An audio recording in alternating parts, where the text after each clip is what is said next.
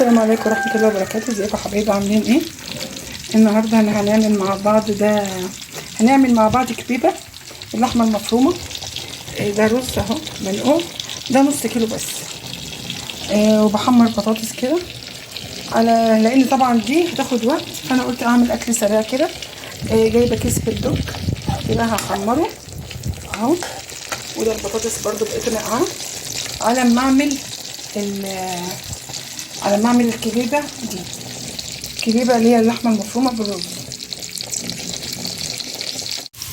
هنا يا جماعه ربع كيلو لحمه مفروم، بصلتين صغيرين كده، 5 فصوص توم اهو. لما الرز يتنقع ويصفى كل ده يتحط على بعضه وهيتضرب في الكبه. وبرده معاه البهارات المشكله دي، من بهارات لحمه لجوز الطيب، لهيل اهو بحاله، لكركم، لفلفل وكمون، وبهارات مشكله والسبع بهارات وجوز الطيب برضو اهو. كلهم يتحطوا على بعض كده، وهنحط الملح حسب الرغبه برضو. وبعد ما افرم ده هفرم معاهم برضو حزمتين بقدونس وكزبره وشبت على بعض. يعني لسه هنضفه وهحطهم على بعض كده بس لما الرز يتنقع شويه. تمام كده هنقفل بقى وارجع لكم تاني لما نجهز الكبيبه. لكن هنا لسه الدج اهو بحمر فيه وبعمل البطاطس، هعمل لهم سندوتشات سريعه على ما اعمل الكبيبه بقى دي براحتنا بقى.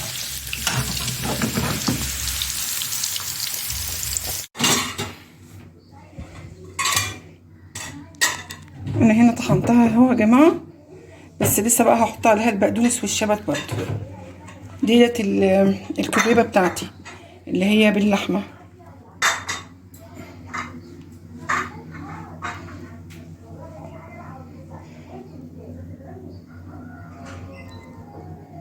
يا جماعه انا كده جبت البقدونس والشبت وطحنته اهو، لان انا طحنت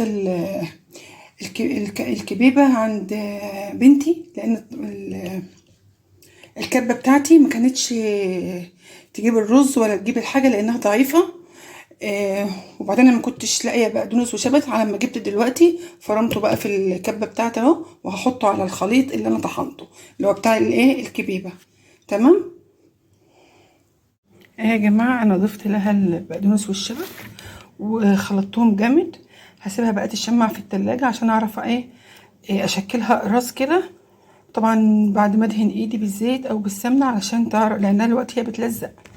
وحطيت فيها البيكربونات اللي هي بتاعه الطعميه علشان تخليها متماسكه مع بعضها، عشان تشمع اهي. شوفوا عامله ازاي، بس هي لازم تلزق كده اهي. هنعمل اقراص بس لازم معانا هنا زيت ندهن بايدنا كده علشان تبقى دي كده. هعملها قرص كده وارجع معاكم اهو. بصوا يا جماعه القرص اهو، والسمك بتاعه يبقى كده علشان ما يبقاش رقيق، عشان تبقى حلوه كده، بتبقى ملزلزه كده يعني وتبقى حلوه. هنكمل بقى الاقراص اهو. انا ايدي لسه مدهونه زيت اهو، هي سايبه من ايدي اهي. اما بدهن ايدي زيت مش بتلزق اهي، بس هي لازم ده. طبعا انا عشان انا بصور مش عارفه املك القرص، فانا هعمل حبه كده وهوريهم لكم. الكبيبه دي بيسموها كبيبه غمراوي، يعني من متغمر، دي طريقتهم يعني وبيعملوها. فطلعت يمكن بشهرة منهم يعني، فاحنا حبينا برضو نجربها لان شفتها الطريقه دي كتير، فقلت اما اجربها بطريقتهم يعني. احنا بنعملها بس بدل اللحمه جمبري، وبنعمل الشوربه بتاعتها عشان نسقطها فيها بتستوى صياديه ببصله غامقه. لكن المره دي بقى بشوربه فراخ او اللحمه الموجوده عندك وباللحمه المفرومه. فنجرب التجربه. احنا بقى جينا للبوتاجاز، حطينا حله، كان عندي مطبقيه شوربه في التلاجة، شوربه فراخ.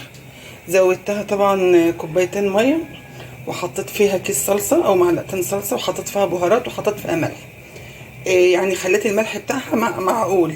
هعمل هنزل بقى الاقراص اللي انا عملتها، بس انا قبل ما انزل الاقراص كلها لان دي اول مره اعملها هعمل تجربه، هنزل قرصين بس عشان اشوف شكلهم هيبقى او المده اللي هتقعد على النار في. اهو يا جماعه، احط هنا قرص اهو كده بسم الله، وهحط القرص التاني بالراحه كده، لان انا اول مره اعملها. هسيبه، مش همسكه دلوقتي ولا هقلب الا لما يتماسك مع نفسه كده، وهشوف هيبقى شكله ايه. يا جماعه طبعا هي لما نزلت في الحله كانت تحت لانها كانت تقيله.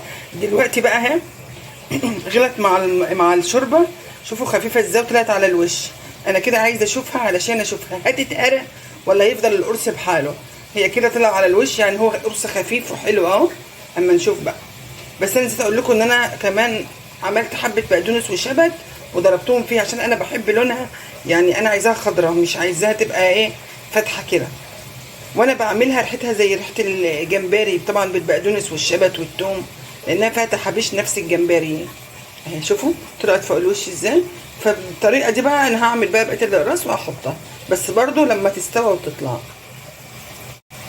بصوا يا جماعه انا عملتها وشكلها هيطلع حلو وهتطلع كويسه. بس انا قلت ايه، بدل لما القرص يبقى كبير، لان عملته لما عملت القرصان الاولانيين كبار نفشوا على فكره، هم لسه في الحله يعني، لسه ما طلعتهمش، بس هم باينين من اللي انا عاملاهم التانيين يعني. فقررت ان انا اعمل القرص صغير عشان لو نفش يبقى في المعقول يعني. لكن الكبير اللي انا عاملاه ده نفش بقى، يعني طبعا الرز اللي فيه زاد، فطبعا هيبقى كبير قوي. فبرده لما يستوي هطلعه هتشوفوه. فانا قررت ان انا اعمله ايه اصغر شويه عشان يبقى حتى اول تجربه ما تبقاش كده يعني ايه على طول، احنا بنتعلم برضو عشان نشوف الشكل هيطلع ايه.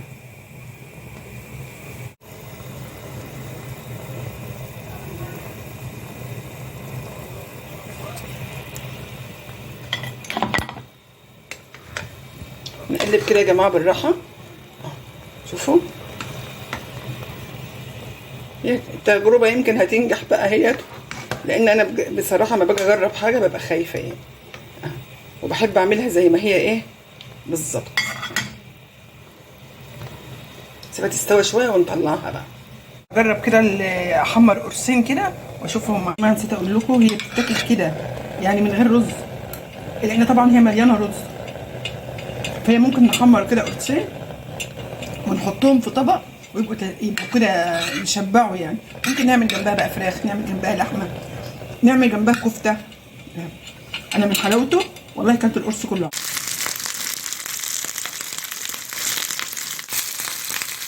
يا جماعه الكميه اللي انا عملتها ربع كيلو لحمه، واول قرصين كنت عاملاهم شوفوا هي بتشيلها حلوه قوي، ما اتهرهدتش ولا حاجه. انا كنت خايفه منها عشان كميه الرز، كنت خايفه منها لا تتهرهد، بس هي سخنه.